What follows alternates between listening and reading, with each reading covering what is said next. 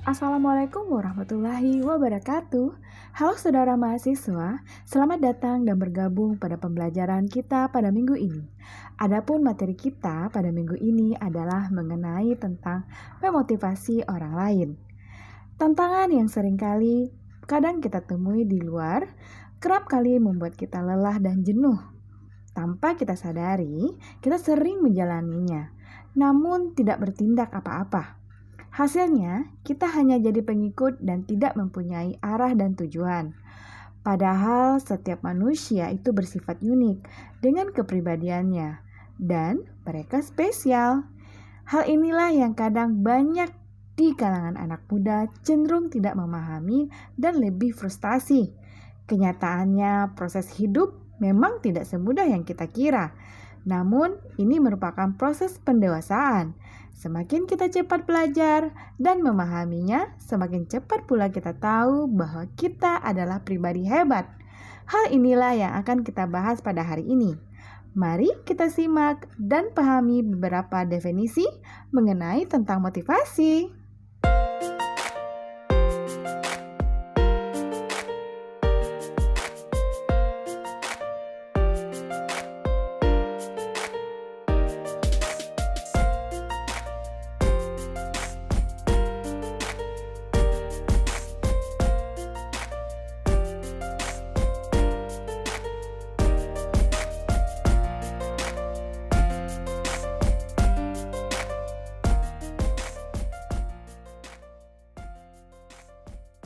Motivasi muncul dan berkembang karena ingin mencapai atau memenuhi tujuan dalam dirinya. Motivasi memiliki dimensi yang mengandung 3 komponen penting yang saling berkaitan erat. Komponen pertama adalah kebutuhan. Kebutuhan timbul dalam diri individu apabila si individu merasa adanya kekurangan dalam dirinya dan ketidakseimbangan antara apa yang ia miliki dan dengan apa yang dia harapkan. Setelah adanya kebutuhan, maka hal yang akan muncul adalah adanya dorongan. Untuk mengatasi ketidakseimbangan tersebut, dalam diri individu akan timbul dorongan berupa usaha, pemenuhan kebutuhan secara terarah. Dalam hal ini, dorongan berupa kekuatan mental untuk melakukan kegiatan dalam rangka untuk memenuhi harapan. Jadi, dorongan berorientasi pada pemenuhan harapan dan untuk pencapaian sebuah tujuan. Setelah adanya dorongan, maka hal terakhir yang akan muncul adalah adanya sebuah tujuan. Pencapaian tujuan berarti mengembangkan keseimbangan dalam diri seseorang, si individu. Tujuan adalah hal yang ingin dicapai oleh seseorang individu. Tujuan tersebut mengarah kepada perilaku dalam hal untuk memenuhi kebutuhan tadi. Kenapa motivasi menjadi hal yang penting? Motivasi berkaitan dengan pemahaman motivasi individu yang tidak bisa dipisahkan dari motif individu itu sendiri. Ada beberapa bentuk motivasi. Pertama, motivasi dan manipulasi. Keduanya dapat menggerakkan seseorang. Manipulasi adalah keinginan melakukan sesuatu karena berhubungan dengan orang lain, menginginkan dia melakukan hal tersebut. Sedangkan motivasi adalah melakukan sesuatu karena dari sumber dirinya sendiri. Yang kedua adalah motivasi berdasarkan sikap. Motivasi yang lahir dari diri seseorang menyangkut bagaimana orang itu berpikir dan merasakan. Motivasi ini merupakan keyakinan dan kepercayaan diri seseorang, baik dalam sikap positif ataupun negatif yang mereka rasakan dalam kehidupan mereka sendiri secara pribadi. Yang ketiga adalah motivasi berdasarkan imbalan. Apabila seseorang ingin melakukan aktivitas karena adanya imbalan yang diterima dan imbalan tersebut mempunyai peranan yang sangat penting dalam memotivasi seseorang. Yang terakhir adalah motivasi dan lingkungan.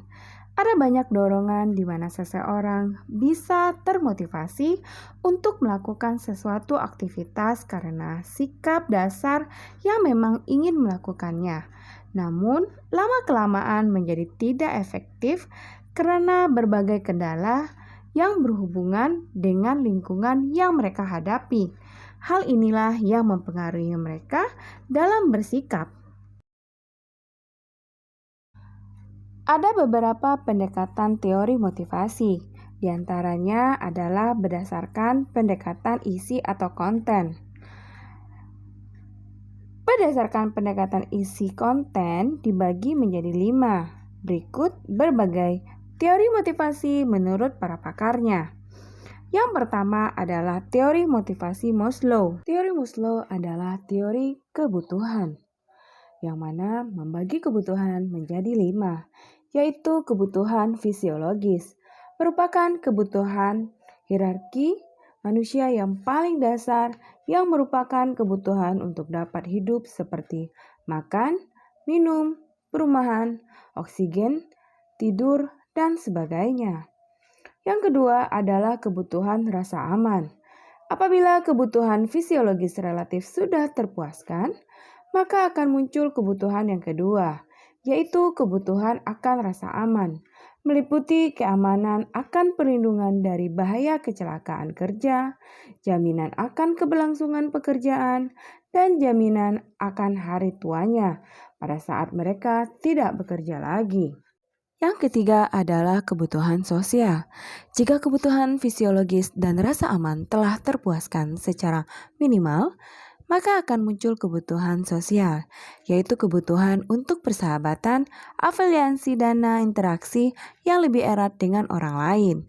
Yang keempat adalah kebutuhan penghargaan. Kebutuhan ini meliputi kebutuhan keinginan untuk dihormati, dihargai atas prestasi seseorang, pengakuan atas kemampuan dan keahlian seseorang, serta efektivitas mereka dalam bekerja. Yang terakhir adalah kebutuhan aktualisasi diri. Aktualisasi diri merupakan hierarki kebutuhan dari Maslow yang paling tinggi. Aktualisasi diri berkaitan dengan proses pengembangan potensi yang sesungguhnya dari seseorang. Teori motivasi berikutnya adalah teori motivasi prestasi dari McLean.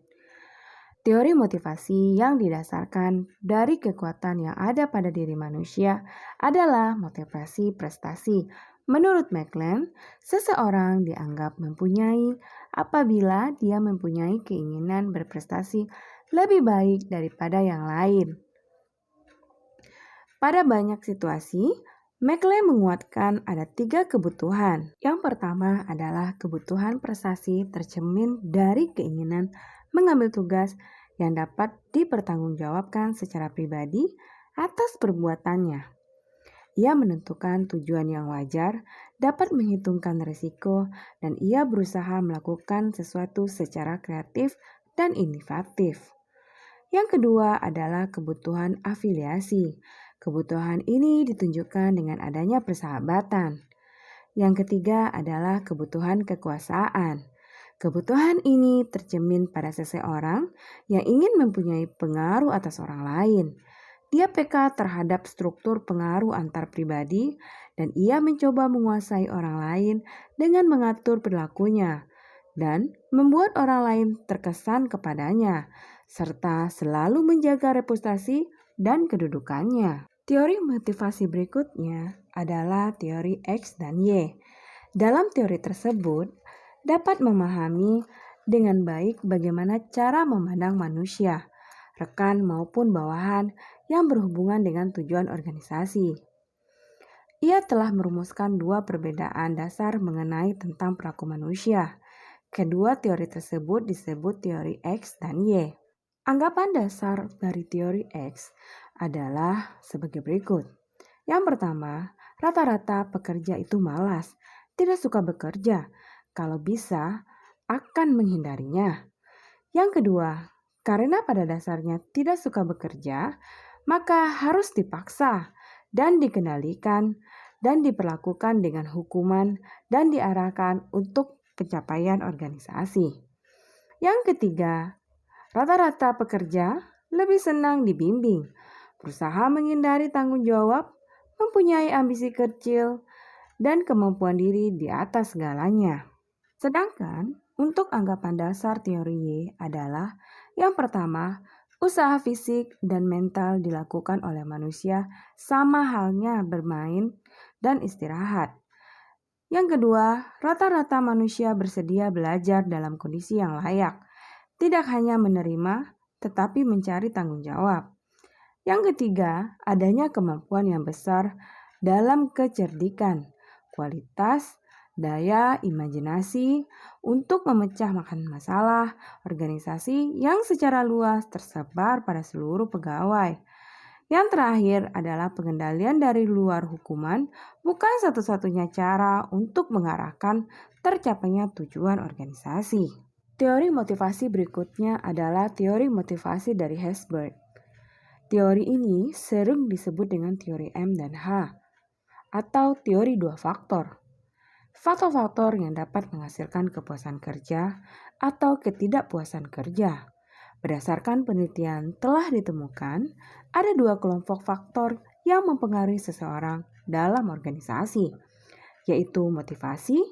Disebut bahwa motivasi yang sesungguhnya sebagai faktor sumber kepuasan kerja adalah merupakan prestasi, promosi, penghargaan, dan tanggung jawab.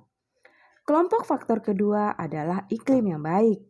Dibuktikan bukan sebagai sumber kepuasan kerja, justru sebagai sumber ketidakpuasan kerja. Faktor ini adalah seperti kondisi kerja, hubungan antar pribadi, teknik pengawasan, dan gaji. Teori terakhir adalah teori ERG dari Eldever. Teori Eldever merupakan teori motivasi yang mengatakan bahwa individu mempunyai kebutuhan. 3 hierarki yaitu eksistensi, keterkaitan, dan pertumbuhan. Sedangkan teori motivasi berdasarkan pendekatan proses dibagi menjadi 4. Teori yang pertama adalah teori keadilan. Inti teori ini terletak pada pandangan bahwa manusia terdorong untuk menghilangkan kesenjangan antara usaha yang dibuat bagi kepentingan organisasi dengan imbalan yang diterima. Jika seseorang pegawai mempunyai persepsi bahwa imbalan yang diterima tidak memadai, dua kemungkinan yang dapat terjadi, yaitu seseorang akan berusaha memperoleh imbalan yang lebih besar, dan yang kedua mengurangi intensitas usaha yang dibuat dalam melaksanakan tugas yang menjadi tanggung jawabnya. Yang kedua adalah teori harapan yang dikemukakan oleh Viktor Fromm. 3 asumsi pokok Viktor Fromm dari teorinya. Yang pertama adalah setiap individu percaya bahwa bila ia berperilaku dengan cara tertentu, ia akan memperoleh hal tertentu. Inilah yang disebut sebuah harapan atau outcome ekspektasi sebagai penilaian subjektif seseorang atas kemungkinan bahwa suatu hasil tertentu akan muncul dari tindakan orang tersebut. Yang kedua adalah setiap hasil mempunyai nilai atau daya tarik bagi orang tertentu. Ini disebut dengan valensi, sebagai nilai yang orang berikan kepada suatu hasil yang diharapkan. Yang ketiga adalah setiap hasil berkaitan dengan suatu persepsi mengenai seberapa sulit mencapai hasil tersebut. Ini disebut dengan harapan usaha, sebagai kemungkinan bahwa usaha seseorang akan membuahkan hasil pencapaian tujuan tertentu. Teori motivasi berdasarkan proses berikutnya adalah teori penetapan tujuan yang dikemukakan oleh Edwin Locke.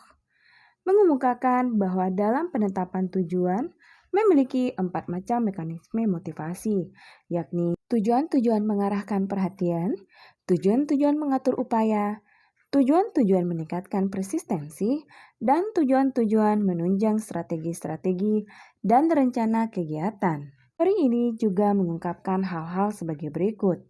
Yang pertama, kuat lemahnya tingkah laku manusia ditentukan oleh sifat tujuan yang hendak dicapai. Yang kedua, kecenderungan manusia untuk berjuang lebih keras mencapai suatu tujuan apabila tujuan itu jelas, dipahami, dan bermanfaat. Yang ketiga, makin kabur atau makin sulit dipahami satu tujuan, maka akan semakin besar keengganan untuk bertingkah laku. Teori yang terakhir, motivasi adalah teori reinforcement theory. Teori ini didasarkan atas ukuman pengaruh dan tingkah laku dengan konsekuensi positif cenderung untuk diulang. Sementara tingkah laku dengan konsekuensi negatif cenderung untuk tidak diulang. Nah, mahasiswa, bagaimana cara memotivasi diri sendiri?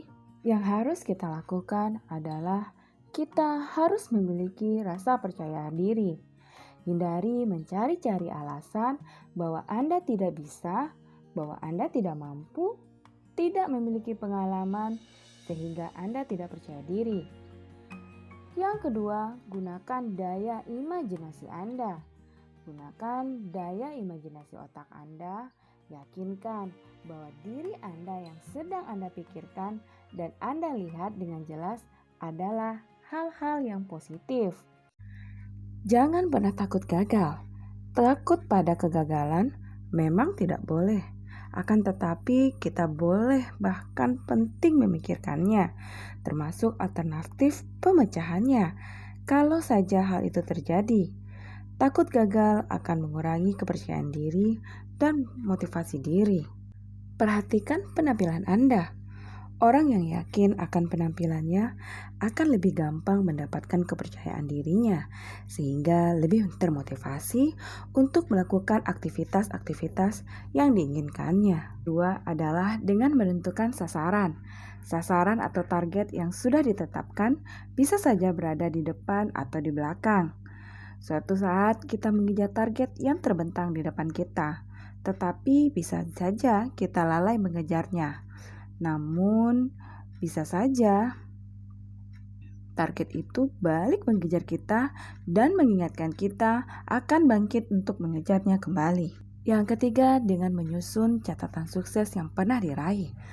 Mengingat-ingat kesuksesan masa lalu tidak dimaksudkan agar terlena dengan keberhasilan masa lalu, melainkan mau menimba kekuatan tersembunyi dari sana untuk dapat yakin bahwa di masa depan pasti akan sukses itu dapat diraih kembali.